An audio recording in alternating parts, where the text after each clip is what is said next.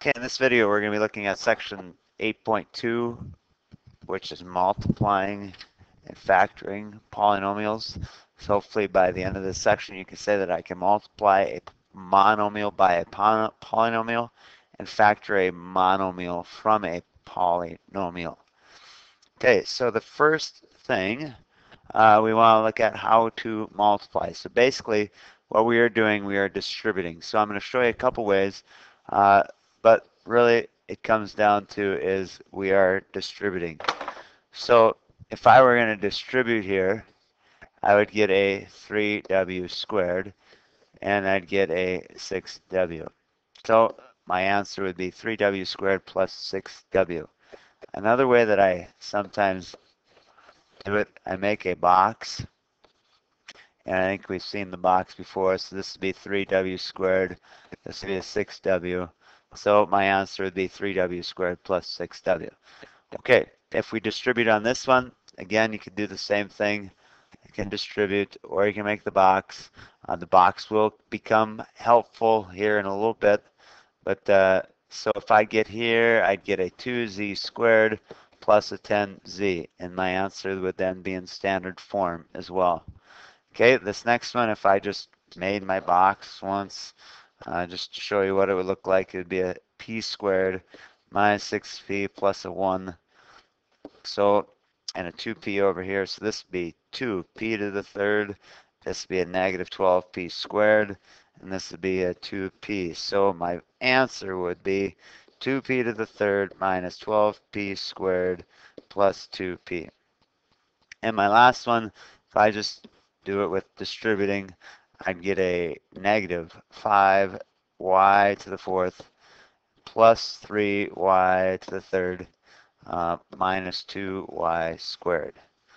Okay. So then the next thing we're going to be looking at, something called factoring. So we want to find the greatest common factor. So greatest common factor is simply the biggest thing that will go into both of them. So you're looking for a common factor of a 16 and a 32. Well, a common factor of 16 and 32 would be a 16. So that would be the greatest common factor for that one. For this next one, first thing you look at is your numbers. You got a 4 and you got a 24. So our common factor for the numbers would be a 4. But you can look at the t's. You got a t to the third, you got a t. The biggest thing you could take out of there, you could take a t out of both of them. So we'd say that our greatest common factor is 4t. Okay, if we look at this next one, we got an x to the third, 3x squared, and a 5x. If you look at numbers, the coefficients, there is no factor for the numbers that is common besides 1. So you could write down a 1 if you wanted to, but you don't need to. So then we just look at these. We got an x to the third, you got an x squared, and you got an x. All of them have an x, so we could say that the greatest common factor is an x. Okay, the next one, we got 5d to the third plus 20d minus 35. Again, if we look at those coefficients, we'd say that our factor, the greatest common factor, is a 5. There isn't a d in every single one of the terms, so we cannot take out a d, so our common factor is simply a 5. Okay, now if we were to go one step further and say to factor them, here's where we're going to take a look at the box again. So for the box, 9t minus 3 goes in here. The greatest common factor comes to the front. The greatest common factor, this one hopefully we can see, is a 3. Then what we do on top, we take the 9t divided by the 3, and that would be a 3t. Or another way to look at it, what times 3 gave you 9t? That would be the 3t. Okay, and then what? If I divide 3 by 3, I would get a 1.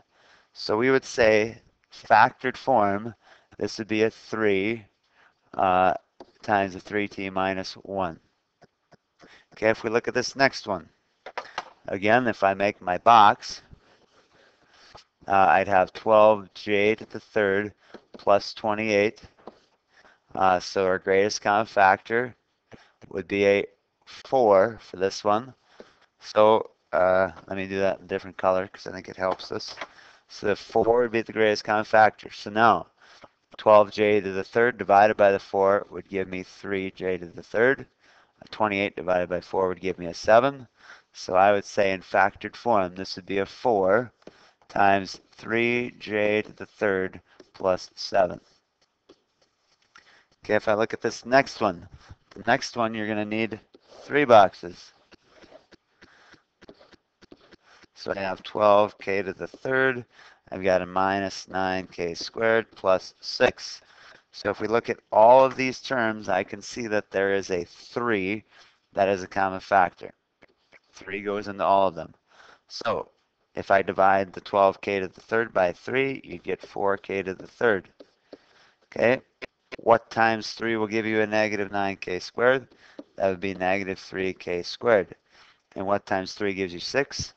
That's 2. So in factored form, it'd be 3 parentheses 4k to the third minus 2 or 3k squared plus a 2.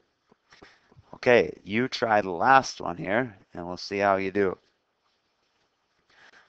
Okay, so if you drew the box, you'd have a 30n to the third, 18n squared, and a 54n. So for the numbers, we could say that there is a 6 that is common.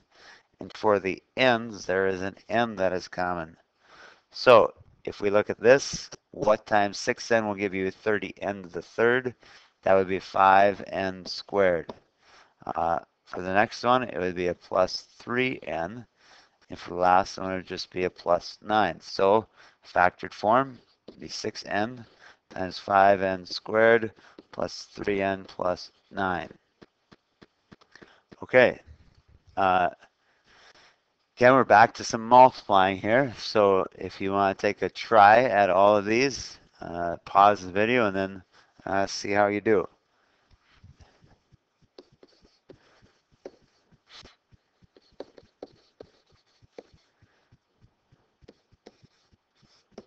So that should be your answer to the first one. I'll just write down the answers and you can see how you do.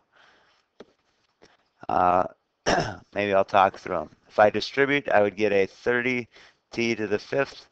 If I distribute there, I get a negative 60t to the third.